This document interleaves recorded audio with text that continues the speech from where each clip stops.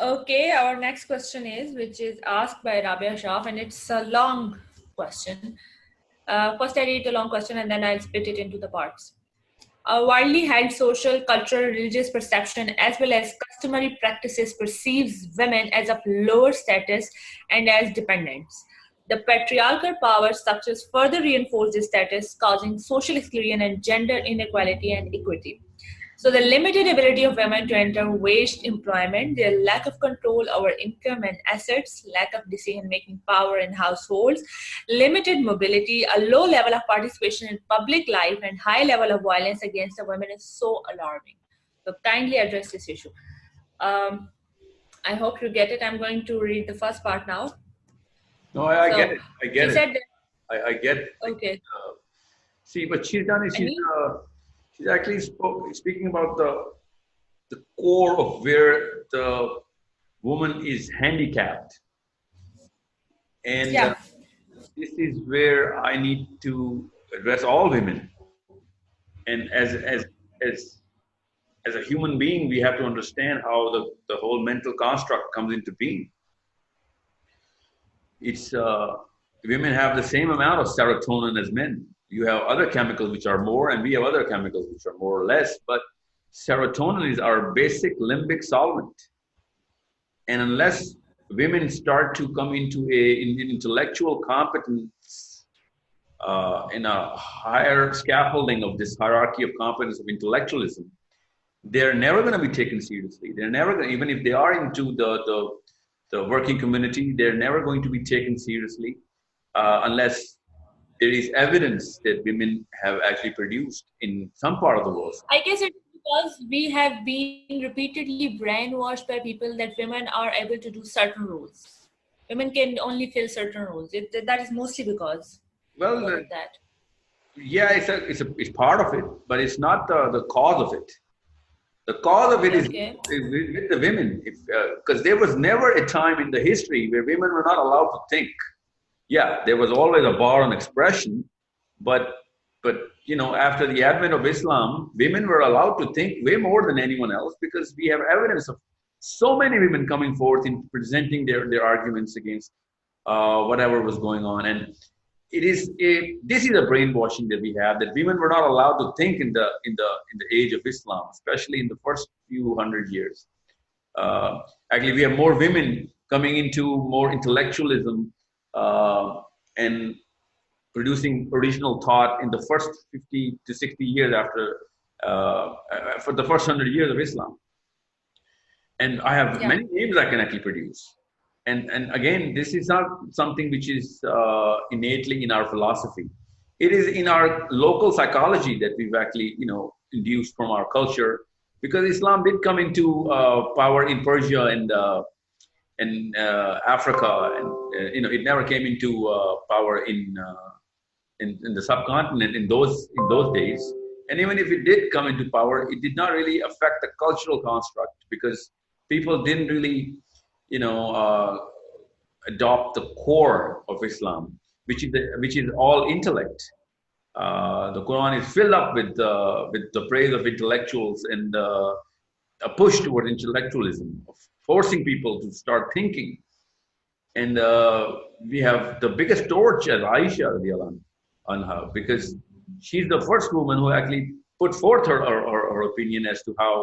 And you'll have to read the arguments between Aisha radiallahu anha and Abdullah bin Abbas radiallahu anhu, of how they argue, and how she actually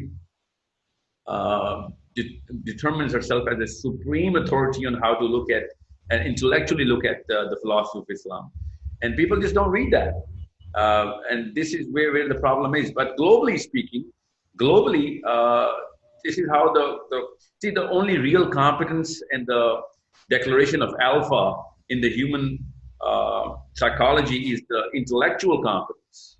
Anything else is secondary, and you can see that being practiced all over the planet. In every single philosophy which ever ruled the planet, the intellectual competence was given the highest scaffolding in the hierarchy of human system, and everybody imitates those people. No matter how weak physically somebody is. I mean, Socrates was not the most powerful man in terms of economically or physically or socially. Actually, he He was one of the weakest of the individuals economically and socially. He was you know tagged as one of those people who was just a rebel and a lunatic. So, but his intellectual discourse was so powerful that people actually put him on dictating how they're going to behave. And still till date, we follow a lot of philosophy of Aristotle and Saint Augustine, which determines the way the Judeo-Christian philosophy actually paved itself today. And this is something we should be better understand. Women never took part in this side of the psychological realm. And this is where they were equal, if not more powerful than men. Cognitive faculty is never, ever, evidently, it has never been proven that women are lesser in cognitive development at any stage, even prenatal stage to later on. So when women do not actually when men stop to think and they start to follow the bigger cultural or global philosophy and they start tuning in their psychology, then it is going to keep on happening. And it's not patriarchal. Men never. This is not a socio-cultural construct. It happens in animals as well. If it were just patriarchal, then we could have seen only human evidence here. Wolves determine the alpha based on the purpose of the herd. Insects do that. Everywhere where we have a common ancestral serotonin similarity, every community sets an alpha based on the scaffolding of competence, and the hierarchy is set, and everybody imitates the alpha. So since men only took to the game of intellectualism most of the time,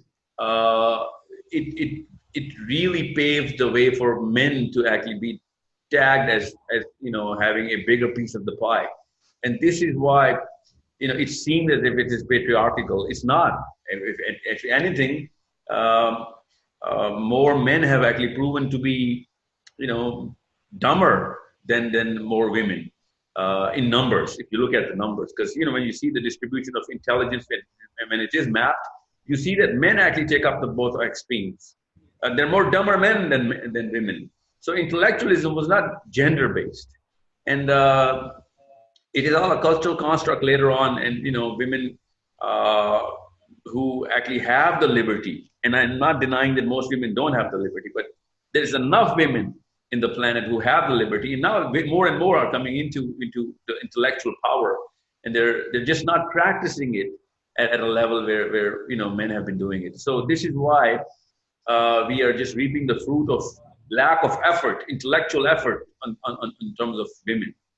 And I urge all women to start becoming deep thinkers and conscious human beings, and try and determine the way all women are going to be treated. And intentionally or unintentionally, men did that because of whatever need that they had from thousands and thousands of years.